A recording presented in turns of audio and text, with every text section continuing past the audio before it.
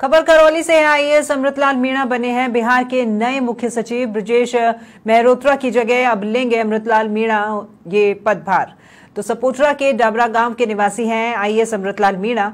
1989 batch के Bihar cadre के IAS अधिकारी हैं अमृतलाल मीणा। और आपको ये भी बता दें कि सीएस बनाए जाने पर पैतृक गांव डाबरा में खासी खुशी की लहर है।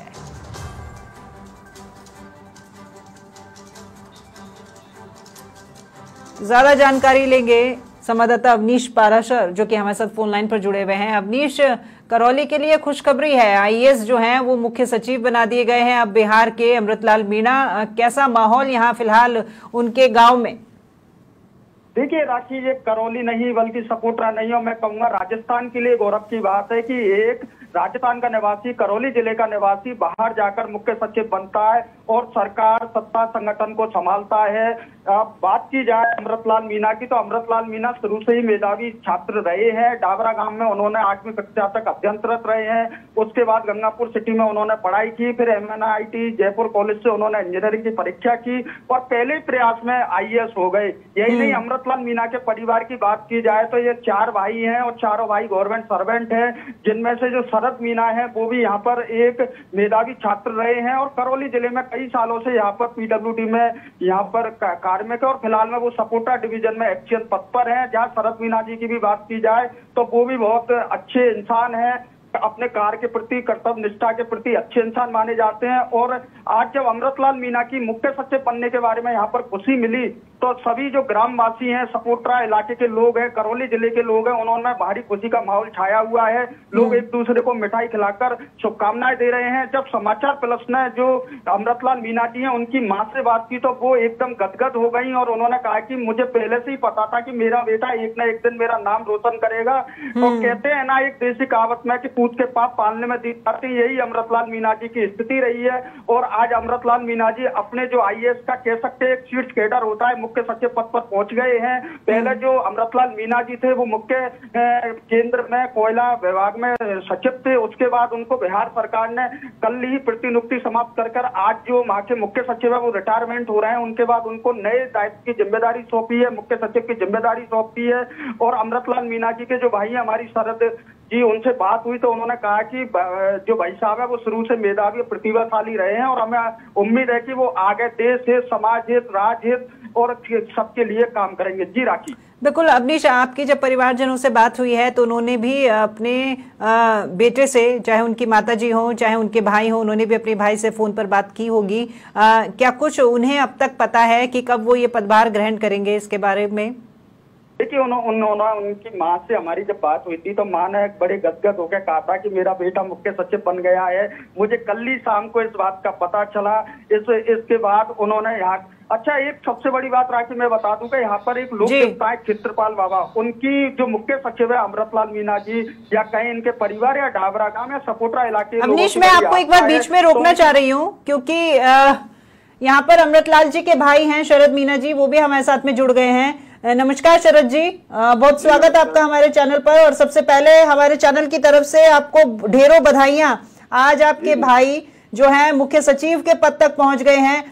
कैसे देखते हैं आप उनकी अब तक की पूरी मेहनत को? जी, उनकी शुरू से और आज तक मन से पूरी मेहनत रही थी और तल्लीनता से सारे काम करते थे वो। और शुरुआत से आज तक उनका पढ़ाई में बहुत इंटरेस्ट रहता था और सभी को मोटिवेशन करते थे। पढ़ाई के प्रति बहुत जागरूक और अपने काम के प्रति बिल्कुल पूरी तरह जागरूक रहते, काम करने की शिक्षा देते रहते थे। जी, आपको ये खबर कब मिली शरद जी? जी, मेरे को लगभग कल शाम को 9 बजे के करीब मिल गई थी। फोन आया था आपके पास? आपकी बात हुई आपके भाई से?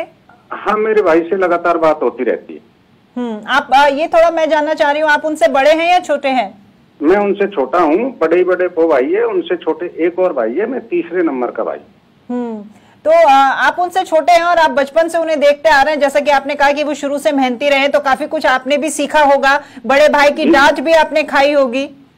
बहुत खाई है, बहुत बड़े भाई की डांट खाई है और पूरी जीवन उनके आदर्श पे ही चलता रहा है। मैं भी कोशिश करता हूँ कि इतना बड़ा नहीं बन सकता, लेकिन वो जो करते हैं उसको देख के बहुत कुछ सीखते हैं। फिलहाल मिठाइयां बांटी जा रही हैं, खुशियां मनाई जा रही हैं। क्या आपको ये सूचना है कि कब वो पदभार ग्रहण करेंगे? इसको लेकर आपकी बात हुई थी उनसे? जी अभी लेटेस्ट मेरी बात नहीं हुई है कि अभी, पर संभवतः शाम तक, आज शाम तक करने का है। चलिए, आपको ढेरों शुभकामनाएं एक बार फिर से आपके भाई के लिए, जो उनको ये पद वो बहुत जल्द संभालने वाले हैं। जी जी जी, धन्यवाद, शुक्रिया। अवनीश, आप जुड़े हुए मेरे साथ। देखिए, घर का जो बड़ा होता है उसके ऊपर बहुत सारी जिम्मेदारियां होती है, और अगर वो उन जिम्मेदारियों को सही से निर्वहन करते हुए ऐसे सफलता पाता है तो छोटों को बहुत कुछ सीखने को भी मिलता है। और ऐसा ही कुछ यहाँ पर शरद जी भी बता रहे थे। देखिए राखी, मैं आपको बता दूं कि अमृतलाल जी सहित ये 4 भाई हैं, और अमृतलाल जी मीना हैं जो मुख्य सचिव बन गए हैं। सन 89 में ही ये IAS पद पर चयन हो गए थे। उसके बाद इनके छोटे भाई हैं, वो भी गवर्नमेंट सर्वेंट है।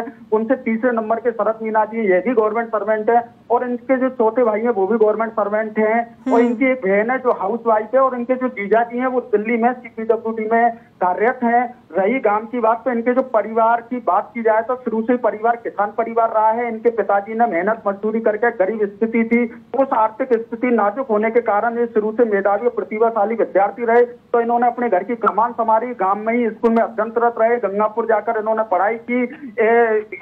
जो समाज के लोगों के मार्फत कहें या परिजनों के मार्फत कहें, इन्होंने कैसे आर्थिक मदद जुटाकर अपनी इंजीनियरिंग की पढ़ाई की, और उसके बाद पहले प्रयास में IAS में चयनित हो गए।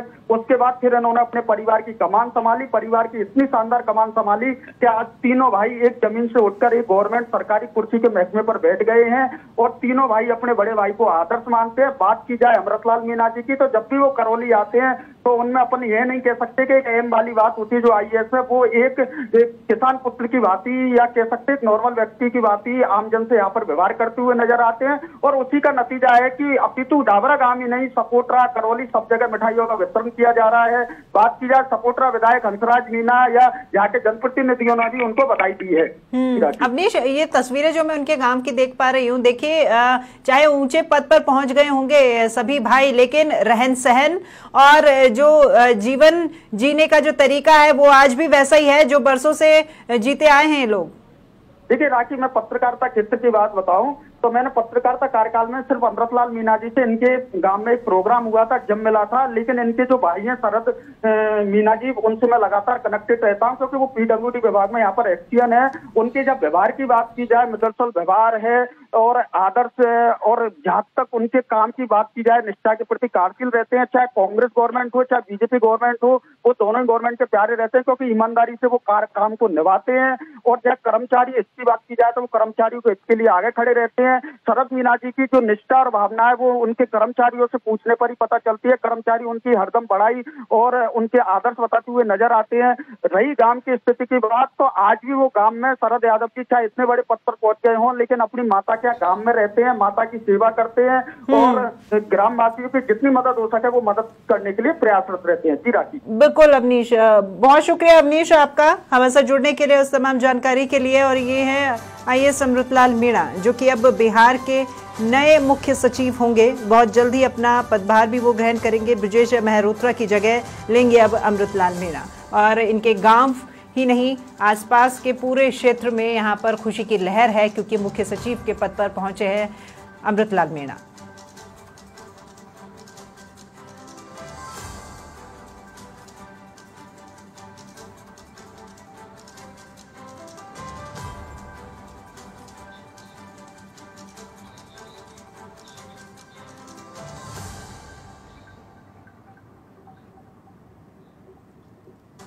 मेरे भाई साहब शुरू से ही पढ़ाई में अत्यंत प्रतिभाशाली रहे थे। शुरू की पढ़ाई उन्होंने गांव में ही 8वीं तक यहाँ की थी। 8वीं के बाद वो गंगापुर सिटी चले गए थे। घर की आर्थिक स्थिति काफ़ी कमज़ोर थी, उसके बावजूद भी उन्होंने पढ़ाई में कभी बैकफुट पे नहीं, बहुत ही अच्छा टैलेंट था उनके पास। बहुत अच्छा लग रहा है, मेरे बेटा ने बहुत नाम कमाया है। कब सूचना मिली थी आपको? कल शाम को। अच्छा, बेटे से बात हुई आपकी? बेटे से बात नहीं हुई, बहू से हुई। क्या बोला उन्होंने? आपको बेटा है बक्से से। अच्छा, कल जी जाएंगे, परसों जाएंगे जी, पटना जाएंगे।